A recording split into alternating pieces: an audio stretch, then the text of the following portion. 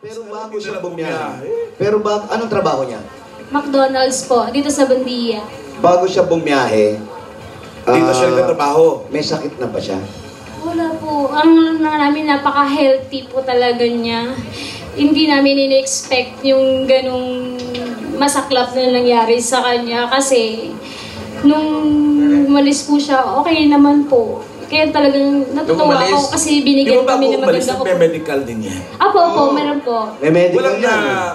walang na ano, na kitang Wala na tite. may tanayak no? Wala po, clear po. Yun yung Healthy naman. tanong eh. Bakit eh? Nung nasa Saudi na siya, nagkakausap naman kayo sa telepono. Opo po, through messenger, tsaka nagbi-video call. Plus na video call namin, April 2, Sabado yon. So, masaya. Wala bang mga pahiwatig o paramdam nung nag-uusap kayo, huling usap nyo?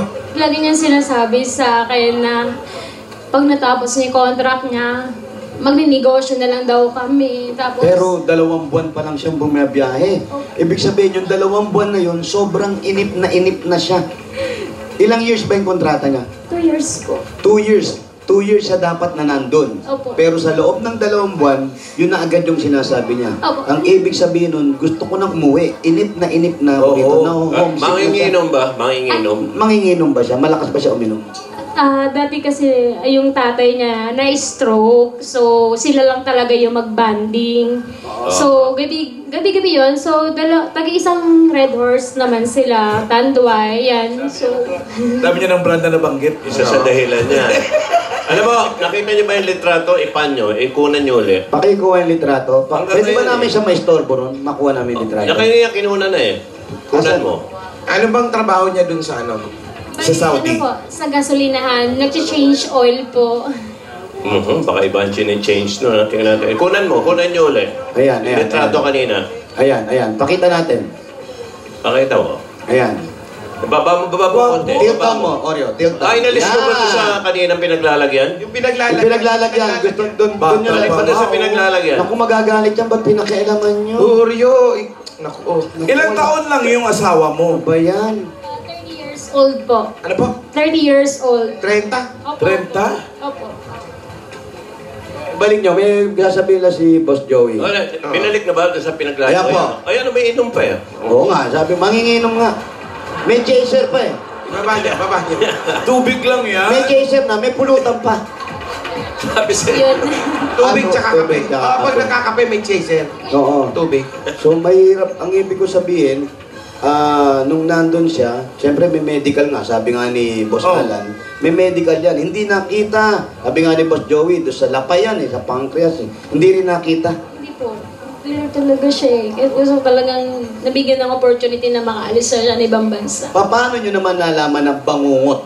Sino nagsabi? Bali kasi, Kasi pag natulog, hindi na nagising, bangungot na ba? Hindi eh. kasi yung kawork niya, nagkwento dun sa biyanan. Ngayon, after 1 day ko pa nalaman.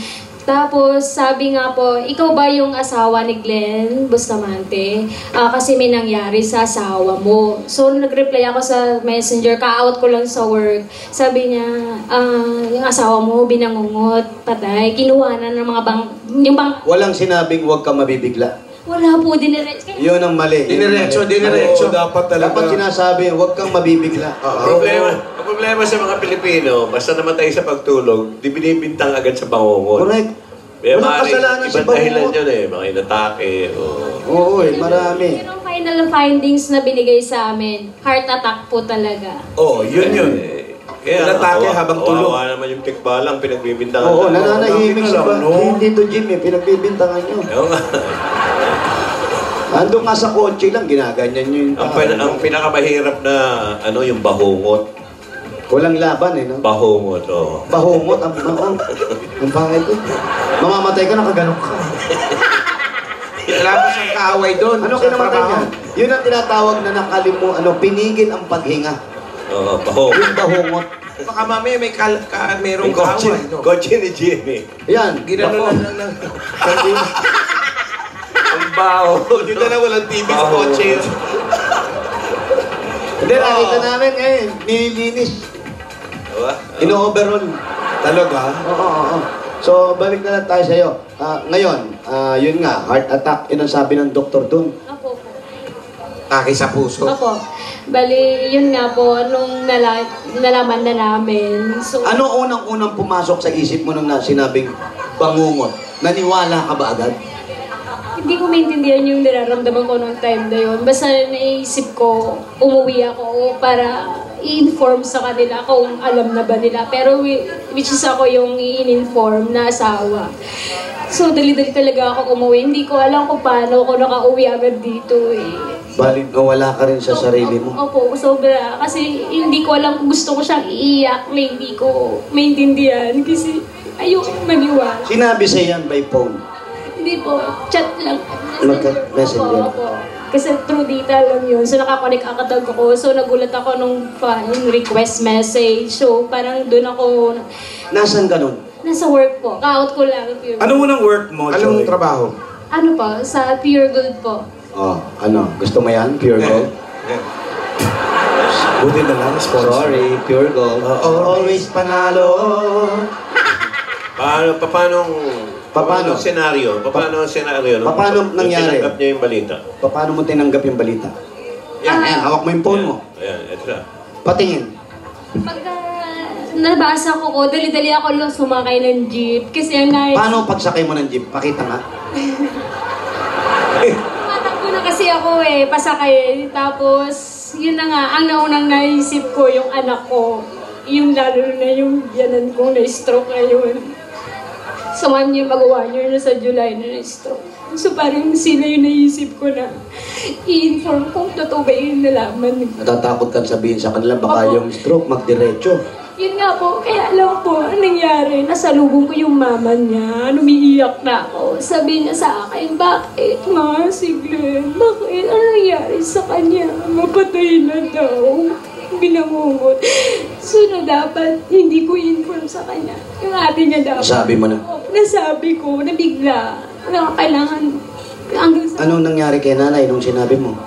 iyak sobra. Hindi siya bumagsak? Hindi naman po. Kaya lang ako talaga yung bumigay na ano sinasabi niya sa akin. Asan si nanay? Ayun po yung... Nanay niyo po yan o nanay ni Glenn. Glenn? Nanay ni Nanay Glenn. ni Glenn. Halik kayo. Halik kayo. So, alam niyo na po yung... yan, nakakita na naman, Si Vega Sa naman. camera naman. Si Vega naman. Vega naman po yun. Opo, mga kaibigan, dumadami po ang mga tangang cameraman dito. Dumadami na ba? Eto po, nabalitaan niyo na po na namatay na po si Glenn. Hindi ko po talaga kahit tanggapin hanggang ngayon. Yung asawa ko po kasi stroke. Hindi po namin masabi talaga.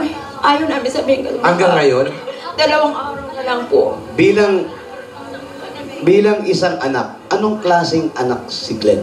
Ay, wala po. Sobrang bait po talaga. Tsaka yung itsura ni Glenn, mukhang kung hindi mo kakausapin, hindi naman magsasalita. Oo, mukhang mabait talaga. Mabait naman talaga. Subukan mo. Ayaw nga sumagot, Boss Joey. Ay, di nga sasagot pare. Bakit? Wala na. Nay, nung sinabi niya sa inyo, kayo naman tanungin ko, ano unang pumasok sa isip ninyo? Ako po maniwala. Hindi niyo matanggap. Sabi po kung sa baka iba yun, hindi siya. Sabi ko, yung nalaman na niya na hindi na po active yung ano niya. 2 araw nang hindi active. Kaya nagduda na po talaga kami. Telepono po. Sa kasama pa po niya, sa kasamaan lang po niya nalaman. Nag-isip ba tayo o nag-isip ba kayo na gusto niyong pumunta dun sa Saudi para kayo kasamang umuwi? Paano po naayos yung pag-uwi niya? Bali po, pumunta kami sa agency to confirm na talagang totoo ba o hindi. So, maghapon kami doon. So, yung employer na, yun nga, confirm na Sinagot naman nila. sinugot naman nila lahat ng proseso doon. So, maabot po ng 1 buwan. So, Bago mauwi? Opo. May 6 po siya Namatay? nakauwi. Nung namatay siya? April 3. So, May 6 po. Halos kalilibing niya lang. Opo, May 11. Binurol pa namin ng mga 4 na araw para sa mga kaibigan, makatrabaho, kamag-anak, para makita pa siya. namin. 1 month bago nakauwi? Oo, isang Ano ang buwan problema? lang. Bakit umabot ng 1 month? Bakit daw Bakit daw ganun? po? Bakit umabot ng isang buwan? Kasi lang, wala naman siyang visa ng patay siya eh. Visa yung buhay. Nung buhay siya yung visa niya. So kinuha niyo pa siya ng visa. Ganun ba yun? Bali sabi mo nila mas maaga na nga daw yung 1 month. Kasi ang protocol ng Saudi, 3 to 6 months. Bakit? Bakit daw? Marami daw prosesong kailangan nilang gawin doon hanggang maka-clearance, hanggang ma-cleared po siya. So, yun sana ang isang maayos natin, ng mga kababayan natin na mamatay sa ibang bansa, na paano natin lalakarin na hanggat mas maaga, maibalik sa Oo pamilya. no? Kasi di ba, kagaya nun, isang buwan. Kung ipauubaya natin sa kanila at hindi natin naasikosawin, kawawa naman yung pamilya. Ang tagal na ng dalamhati mo, hindi mo pa Sobrang nakikita. lamig na nun, Alan. Sobrang, wala na, matigas na talaga yun. 1 month na kami naghintay, pre-process, hanggang sa nag-antay kami na makauwi siya. Pumapasok pa ako sa Pure Gold. Pumapasok ka pa rin. Alam mo kung anong binibigay dun sa bangkay, pauwi? Hindi visa, Ano po? misa. Misa. Misa. Dapat, pagdating sa Pero lubungin pag ng misa, nasaan pa? pagdasal natin, no? Hindi siya nakakuha ng misa ron. Ay, Saudi, walang misa sa Saudi, no? Hindi, Kaya mga nagtaga- Pinoy naman doon. Muslim country kasi. Gaano kahirap? Sobra. Kasi, kaya siya umalis. Para sa amin namin. Gano'n na ngayon, magte-therapy dapat yung baby ko. Na dapat. Bakit? Kasi nakitaan daw po kasi yung doktor na may autism. Yung anak nyo. So, kailangan ko siyang i-speech therapy or hindi kasi siya yung normal na bata na talaga makitaan mo. Ibig sabihin, ilang buwan na yung bata? Bali, 3 years na. 3 years na siya. Ngayon lang natin nalaman na merong karamdaman yung anak nyo. Bago umalis po yung So, isang dahilan, kaya siya umalis, gusto niyang ipatayari pa yung anak mo. Tapos, ganito pa nangyari. Gaano kahirap? Sobra, dahil hindi ko alam kung paano ako mag-uumpisa. Dahil hindi ko alam paano ko tatanggapin na minsan naisip ko na sana hindi na naman siya umalis. Pero Si Mami, sa inyo po, kagaya ng isang anak ng mabait na kagaya niya, gaano kasakit yung makita natin yung anak natin na nagtrabaho para makatulong din sa inyo dahil na-stroke yung tatay niya. Paano po ito? sinang anak ko, alis na lang ako para makakayanan din natin to. Tutulong ako magbayad ng mga utang sa kay Papa. Yung kumpay po kasi siya 13 days eh. Nagbabayad pa po kami ngayon. Sabi, Paano niyo po? kung alam ko lang po na April 3 siya pinangungot. Kung 1 month siya pinauwi, May 3 yun. Mga ganun lang. Kailan lang nailibing talaga? 11. Sobrang tagal. Sige po, medyo... Paano niyo po ate nasabi sa asawa niyo? Bigat talaga. Kahit kanin... kaming dilitihin sa asawa ko. Hindi niya alam. 2 araw na lang bago ilibing. Sa kanya po nasabi. Si tatay, alam na. Sabi po, pinanaginip daw po siya nung Nagpakita sa kanya. naginip daw siya. Pautal-utal pa po kasi hindi po siya masyadong nagsasalita. So ngayon alam niya na po. Opo, 2 araw bago namin nilibing. 1 buwan mahigit na tinago ko. Sino po ang nagsabi? Ikaw na. Sige po. Total, nalaman na natin dahilan. Alam na natin kung Hindi ko sabihin sa kanya kasi tatay po siya eh. kailangan malaman. Kung may libing na. Anyway po, eto na po, para mas konti, mahugasan tayo ng konti, medyo makahinga, masyadong mabigat yung nangyari dito sa pamilya, mabigat talaga. So, opo, nakikiramay po kami. At bukod po sa pakikiramay, meron po kaming konti mga pasalubong po galing sa inyo. At hindi naman po kailangan magsaya dahil sa pasalubong na to, pero ibibigay lang po namin para makatulong po sa inyo. Ito po, unang-unang regalo po namin, meron po kayong regalo na 10,000 pieces po. Ito po yan, Ito galing po 10,000. sa Coke, meron kayong Coke Emoticon Bottle. Ayan po, para sa inyo. Bagay siya ang Coke High Five Emoticon Battle. Ayan, dapat magsaya tayo kung ano man nangyari sa kanya. Medyo natapos na rin ang problema yan. Kaya dapat natin taste the feeling with Coca-Cola and Share the feeling! ito po regalo namin. Dito ka nagtatrabaho, napakagaling ito. Pure Gold! Dahil sa Pure Gold, Always panalo! Dadagdag ka ba ng O-Plus 8.37Y Android phone?